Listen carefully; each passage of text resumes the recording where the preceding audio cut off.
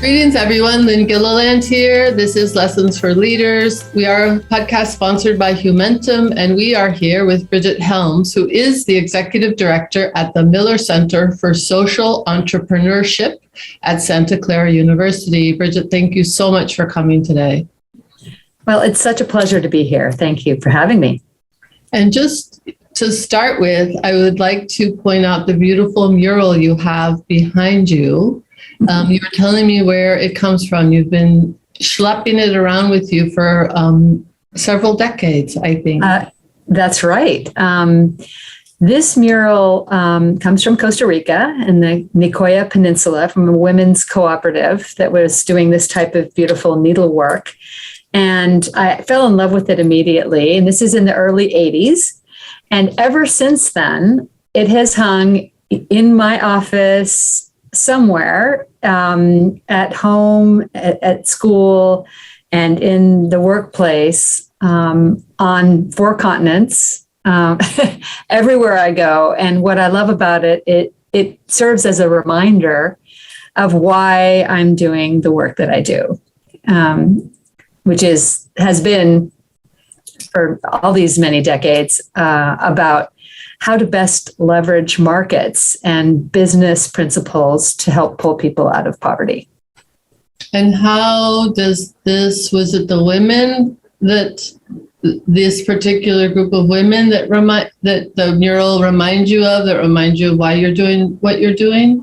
Yeah, exactly. It was the first time that I had traveled to a country in the global South with the purpose of trying to understand the dynamics behind poverty, and went to visit this cooperative. And it was just an eye-opener for me, primarily because of the spirit of the women and their determination to improve the lives of their families, and especially their children, and making sure that their children had proper education and nutrition and all these other things, and the reasons why they were doing this work in order to increase their incomes and improve the overall well-being of their families and community. It was very inspiring.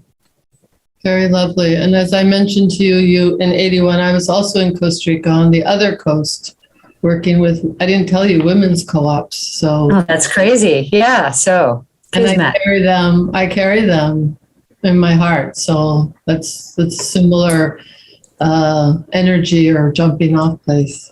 Very cool. So Brigit, how have, you've been the executive director at the Miller Center, and through COVID, how has it been for you through these last almost 2 years now?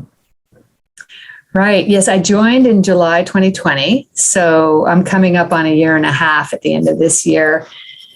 Well, it's a very bizarre experience to join a new organization in the middle of a global pandemic, when you are only able to meet with your colleagues, the staff, and ecosystem players in 2 dimensions like this, over Zoom. And this is particularly difficult for myself as a leader, because I have a deep sort of conviction around how to build excellent teams that's grounded on a very deep sense of trust, kind of this vulnerability-based trust that is very difficult to build when you don't know people and you have never seen them in person. It's very difficult to build over Zoom. Mm-hmm. And so, how did you do it? Don't leave us hanging. It's a hanger. So, I have been working on that, and I feel like we've made great progress. So there are a couple things that happened. Let me maybe explain that over the course of my career, which started out as a technical kind of career in private sector development, financial inclusion, agriculture, things like that. Very quickly, I would say nearly 20 years ago, I really started to realize that it was more about leadership and and management of people and processes that was kind of more interesting to me in a certain way than the technical issues. And so I started to become a student of all kinds of different theories and techniques and tools of organizational transformation and leadership and things like that.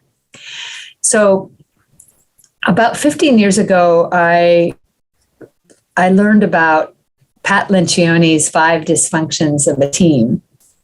And it's a really great model that's very, very intuitive and very powerful when it comes to building terrific teams. And the way the model is structured, these 5 dysfunctions, if you will, I like to talk about them as positives because I'm an optimist, but they're kind of organized in a pyramid. And at the base of the pyramid is trust.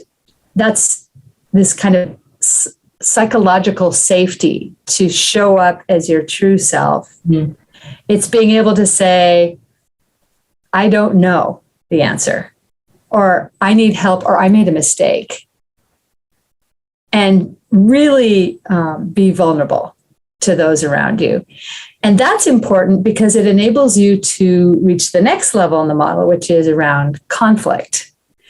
And when Lencioni talks about conflict, he's talking about, really being able to have this battle of ideas, that if you don't agree with the way things are going, for instance, in a meeting, that you feel the comfort, you feel the trust, you can say what you're talking about and, say what you're thinking. And then that enables you to then commit. So commitment is the third level, because how many times have we been in meetings, leadership meetings or executive meetings or board meetings or whatever it is, things are going in this direction. I don't agree, but I don't say anything because I don't feel the trust. And I walk out of that room thinking, that's what those guys decided. I'm just going to keep doing what I've been doing, stay under the radar. They'll come back around again to some other decision. These kinds of things happen all the time in organizations. And if you don't have that commitment, then there's no way to hold each other accountable for following through and eventually achieving the results. So those are the different levels of the model. I find it super powerful and intuitive. And by the way, it translates really well across all cultures. And so the reason why I'm telling you all this is because the base of that pyramid is the trust. And you have to work at it. It doesn't just, happen. And if you talk to anyone who's been paying attention over the last couple of years, one of the biggest impacts of a work from home, from a negative perspective, there have been plenty of positives, but one of the biggest negatives is erosion of trust. Because it just happens when you're not able to, really be in the presence of other people. So what I did was set up, instead of doing kind of a couple of big bang, huge retreats where you bring everyone into the room and you have the design thinking and the creative problem solving and this Post-its all over the wall and all of that, couldn't do that to kind of refresh on the strategy, which is the thing, that you want to do when you come into a new organization after listening for a couple of months to all the different constituents. In this case, what I had to do was rethink completely my traditional methodology and adapt it to the situation. And so what I did was chop the process into smaller pieces and conduct a series of workshops that were led by different people in the ecosystem. I'll explain that in a second. But what was really cool about it is that we were able to involve many, many more people in the strategy refresh process than we would have been able to do in an in-person retreat or series of retreats.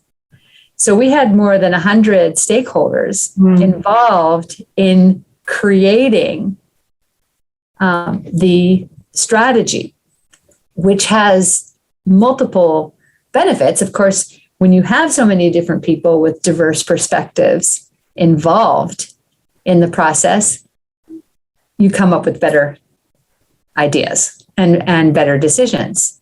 The second benefit is that you have the buy-in already built in from all these different people who, at the end of the day, you're going to need to engage with in order to achieve the success that you're hoping to achieve.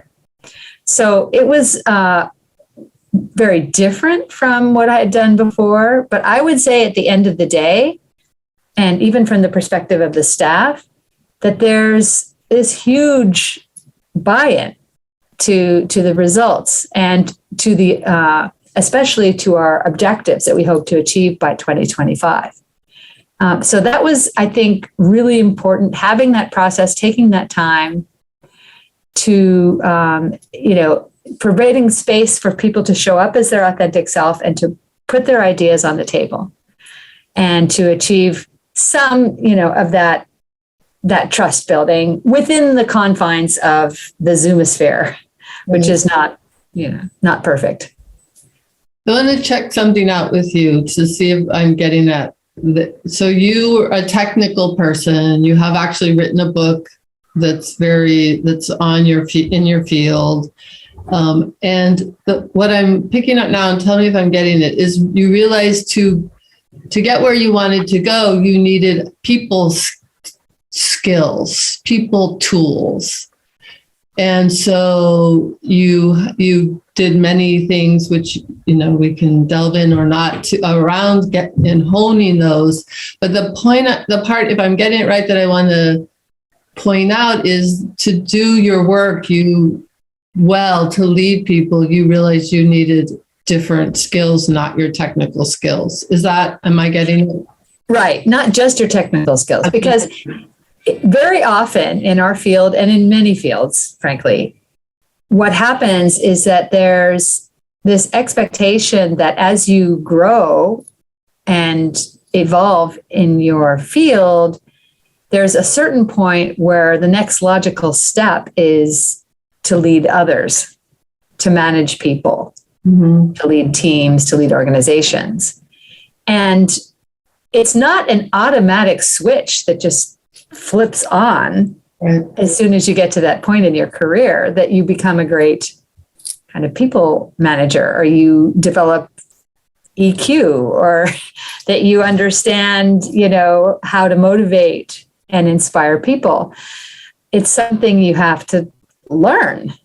And there's a number of professional people out there willing and able to help you learn. But many organizations underinvest in this kind of work. And so most of what I've had to do to learn it has been on my own, through my own curiosity and research. Although I will say that I very much appreciated the World Bank Group provided me with really terrific leadership training and opportunities at a certain point during my career. And, that was very, very helpful. And a lot of those tools I continue to use to this day. But I think at the heart of what you're getting to with your question is also something that has become my own personal motto, which I know you also wanted to talk about, which is this idea that smart is not enough. That I have worked with absolutely brilliant people over the course of my career, very smart in their technical areas of specialization. And, no matter how brilliant the strategy, no matter how amazing the idea, if you can't inspire and bring along people who need to probably do something different than what they're doing today in order for that idea to become a reality, then it almost doesn't matter how smart you are. Because we are in the business of change. We want to, change the world. We want to improve the world. And that means getting people on board with change. And that's no matter how many facts and figures and pieces of evidence and terrific strategies you throw at people, that's not what, in the end of the day, that's really not what motivates them to to change. It's about really digging in and understanding where people are coming from, what motivates them, and how to tap into that source of motivation to enable them to embrace whatever their version of that change needs to be. So thank you for that, because I love Smart is Not Enough. And I love that you love it, by the way. I love it. And we were thinking earlier, you and I, about the struggle many organizations are having around getting people on board on their reimagined workplace, and sometimes called a hybrid workplace. And even though a lot of organizations are doing surveys and focus groups and think they're gathering all the information, then when they announce, I've heard this story many times, when they announce what the hybrid workplace is going to look like, there's a lot of pushback. And for some reason, that's not, their pre-work is not translating into, yes, you heard us. So I think this is where Smart is Not Enough comes in. And you talked to me about the power of engaging people in crafting their own destiny. So give us your thinking around how to apply that in this very particular change that where everybody's going through.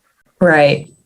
This is a very challenging piece, right? Because, again, if you're thinking about tapping into what motivates people about their work, it's really different for everyone. So it's very difficult to please everyone. So for instance, I'll give you an example. When I was working at McKinsey, I really fell in love with the organizational transformation practice. I wasn't in that practice, but I really loved the work that they were doing. And in one of the books that I read and folks that I talked to there was a story of this experiment that was conducted over and over again. And it basically goes like this. So you have a large group of people and you have them assign 100 points across 5 sources of meaning at work. Right? The first one is the mission. I'm in it because of the change that's going to happen in the world. I love the mission. The second is the company. I want this company to be the best, number one. And I'm so proud to work there. The third is the people. I love this team. I love these folks. I can't wait to see them again tomorrow.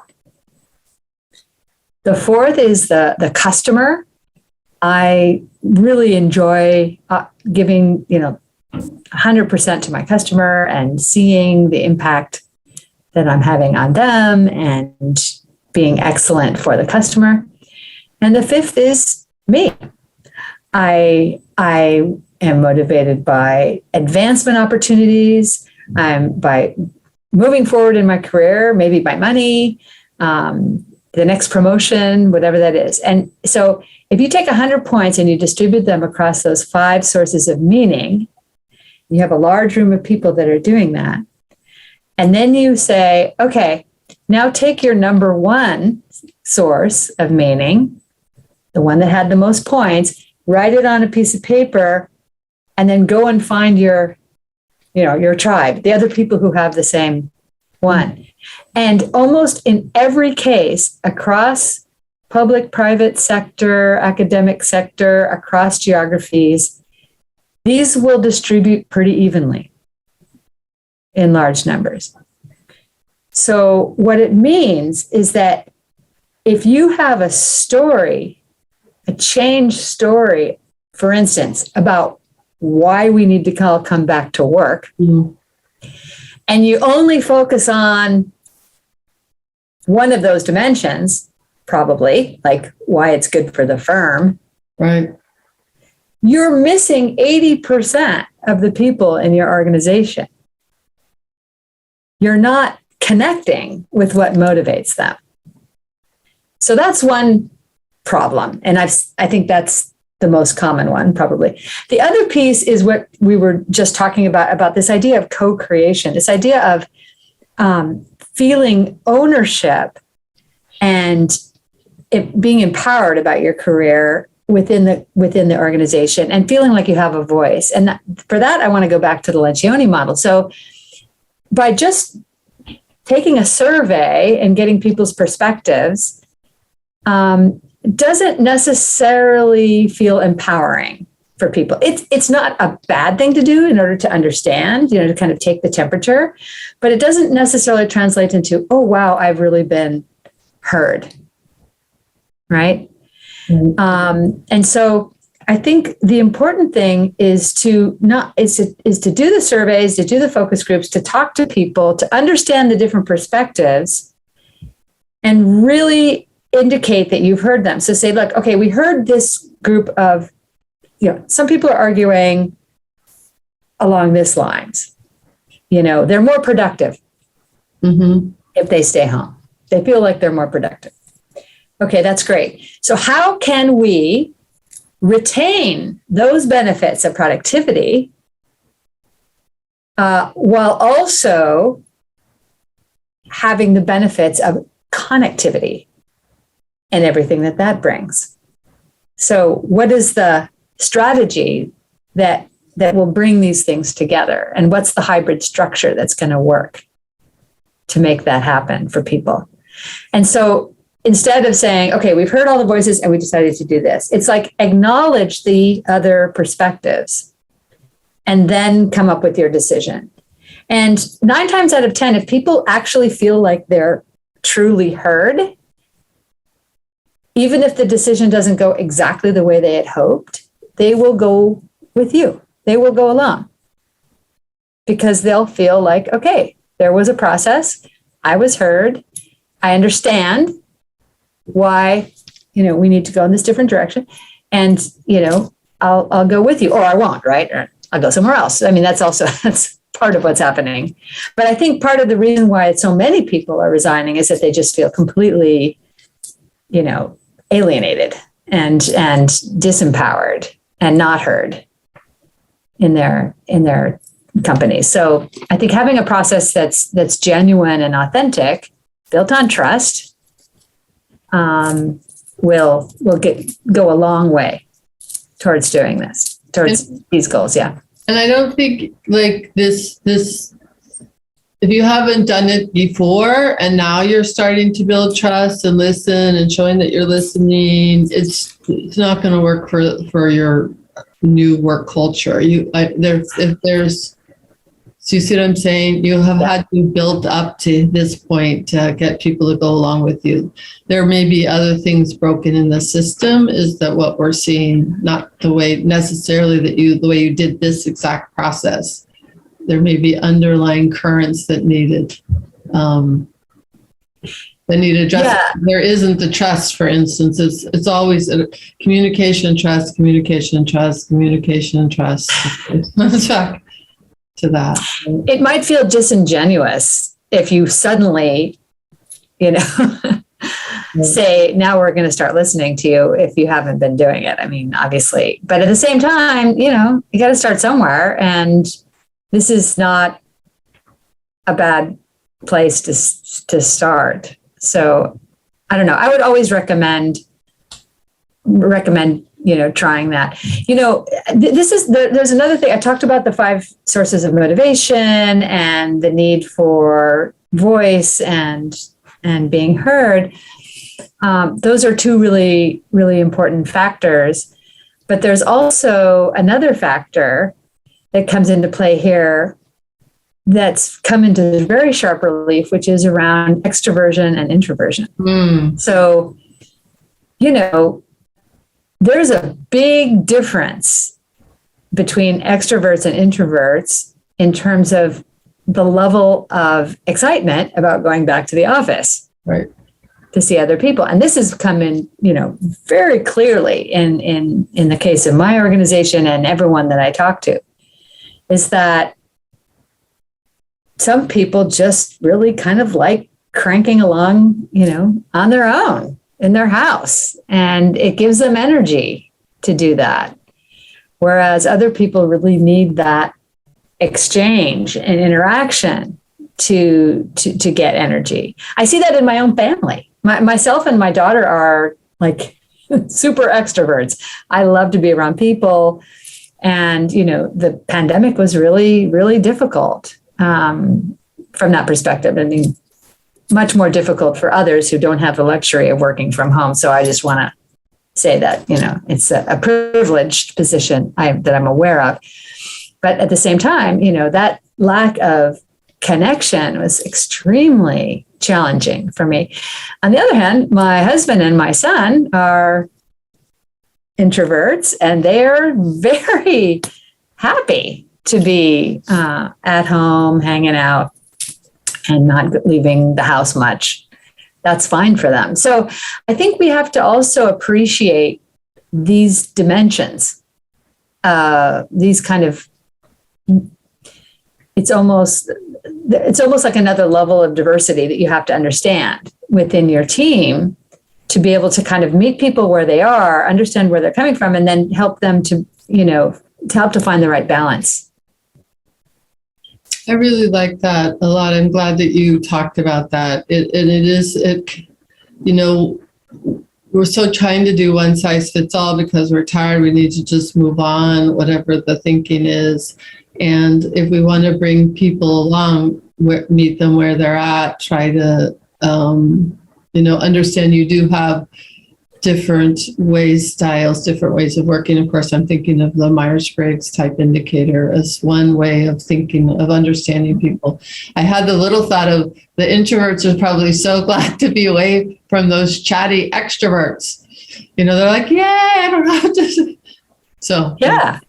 Anyway. Exactly. And so what you don't want to do, so what we've decided to do is we do have a, if you will, in some ways, a one size fits all, in the sense that we have 3 days, we have core hours during 3 days of the week, Tuesday, Wednesday, and Thursday. And those hours are 10 to 4. So for instance, those who have very long commutes or things like that can adjust their schedules. But we do expect everyone to be in the office for those 3 days. And, Mondays and Fridays are optional. So you can take your alone time and, and do that work on those days. And we're making sure that we're creating the space and opportunity and incentives for people to really come and get, garner the benefits of being together. Mm-hmm. So working together, working across teams, having those conversations that lead to new ideas in the hallways, at the water cooler, all those kinds of things, and creating lots of activities that people are interested in that you can only really do while you're together. So the worst thing is to sort of mandate people, you have to be back in the office these X, Y, and Z dates, and then everyone comes with their laptop, puts on their headphones, and sits at their computer and doesn't talk to anybody all day in the office, right? That's ridiculous. Right. And so we really, it's very intentional to not have that happen. So for instance, yesterday, we organized sort of a team activity around, it's a little workshop on chi running, learning how to run or walk in a way that is healthier and more efficient and doesn't lead to injuries and things like that. So it wasn't everybody on the team, but we had about half the team decided to opt into this workshop in the late afternoon. And it was a great, something that you can't do on Zoom, right. and something that can help us to kind of bond together in a different way. So we try to make sure that we're organizing things like that, both related directly to work and not necessarily related directly to work. It's all about building that trust at the base of the pyramid. So Brigit, I could go on with you for quite a much longer time. I feel like there's questions still that I have on my tongue, and I'm going to have to let them go. I was wondering if there's anything that you wanted to say, to share with us that you hadn't done so yet. No, just to say that I think one of the biggest lessons that I've learned over the course of the last couple of years is to be flexible with how you approach leadership. I have a series of tools in my toolkit and approaches that I've used, tried and true, that work well. But, when I found that I couldn't use them in the way that I had been doing in the past, I, had to stretch and really challenge myself to adapt those tools and approaches to this new reality. And I would also urge people to not think that we're kind of going back to normal. I don't think the workplace is going to ever be the same. And how do we find the benefits of the flexibility, the remote work around, for instance, productivity, as well as the trust building and connectivity that's required to build truly amazing teams? Very well said. Thank you for both of those, the flexibility, and that there's no going back to the new normal. We're not putting our foot back in the same river. We may be staying at the same place, but the river is a different river. So thank you, Brigit, so much for taking the time to be with us, for sharing your expertise and the deep thinking that you do, and good luck at the Miller Center. You're so welcome. Thank you very much. Thank you.